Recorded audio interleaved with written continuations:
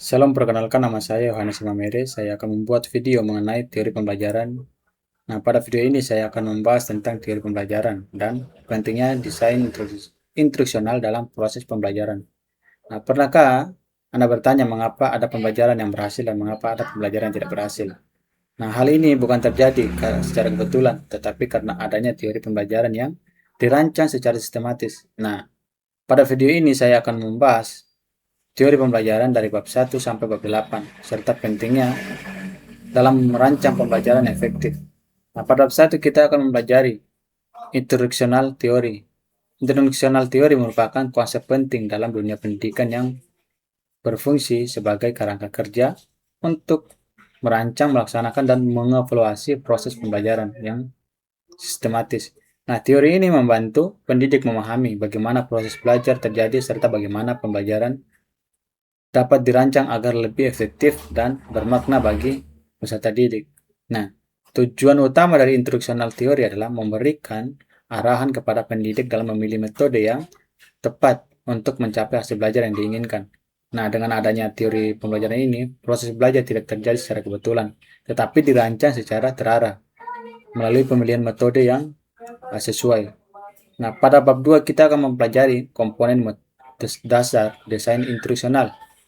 Dalam desain pembelajaran, langkah awal yang penting adalah melakukan analisis terhadap peserta didik, baik itu konteks pembelajaran dan tujuan pembelajarannya.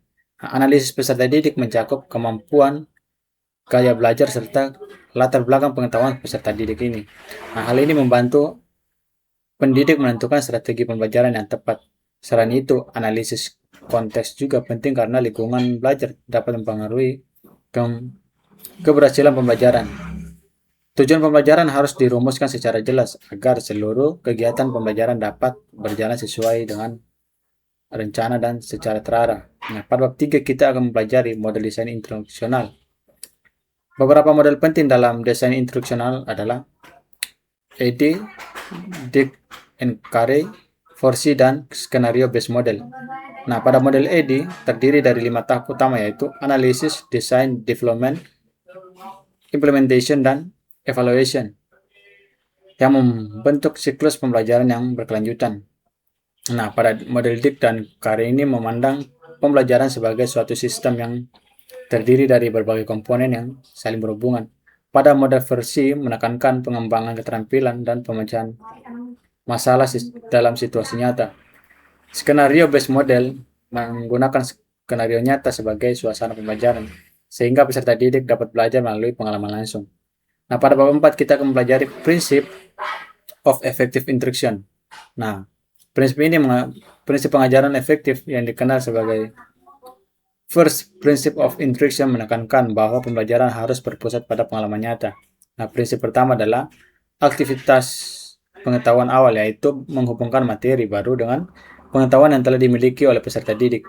Nah, prinsip kedua adalah demonstrasi pengetahuan, di mana pendidik menunjukkan bagaimana suatu konsep diterapkan melalui contoh.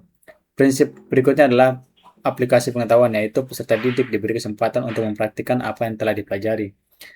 Nah, dengan menerapkan prinsip-prinsip ini, pembelajaran menjadi lebih aktif dan bermakna.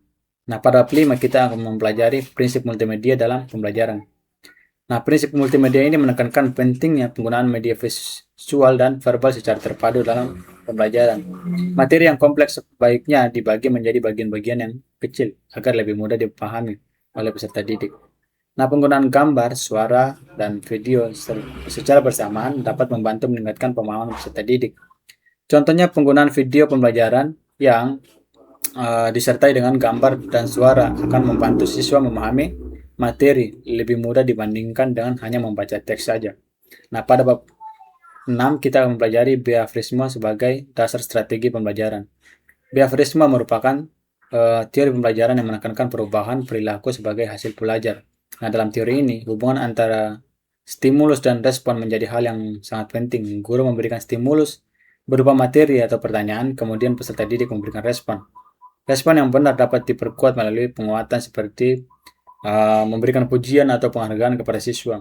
Nah, contohnya ketika guru memberikan pujian kepada siswa yang menjawab dengan benar, maka siswa akan lebih termotivasi untuk mengulangi perilaku yang sama. Nah, pada bab 7 kita akan mempelajari yang namanya pendekatan pembelajaran modern.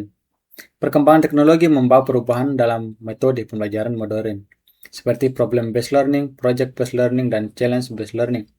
Nah, dalam project-based learning ini, problem-based learning ini berfokus pada pemecahan masalah nyata, dan sedangkan project-based learning berfokus pada pembuatan produk atau karya nyata.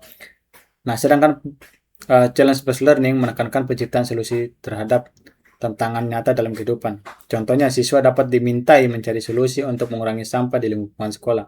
Pendekatan ini membantu peserta didik mengembangkan keterampilan berpikir kritis dan kreatif. Nah, pada bab 8 kita akan mempelajari tren terbaru dalam instructional design.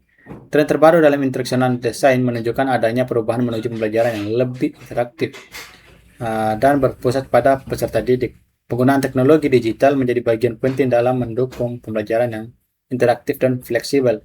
Pembelajaran modern tidak hanya berfokus pada pengetahuan tetapi juga pada pengembangan karakter dan keterampilan hidup. Pendekatan ini membantu peserta didik berkembang secara akademik maupun pribadi. Kesimpulan dari teori pembelajaran ini adalah memiliki peran yang sangat penting dalam merancang pembelajaran yang sistematis dan efektif. Melalui analisis kebutuhan peserta didik, pengetahuan model desain, serta penerapan prinsip-prinsip pembelajaran yang tepat, pembelajaran dapat berlangsung secara terarah dan bermakna. Pemanfaatan teknologi pendekatan modern serta pemahaman teori behaviorisme membantu meningkatkan kualitas pembelajaran di era modern. Dengan demikian, teori pembelajaran tidak hanya membantu peserta didik memahami materi, tetapi juga mengembangkan keterampilan dan karakter dalam kehidupan nyata. Sekian dari saya, terima kasih.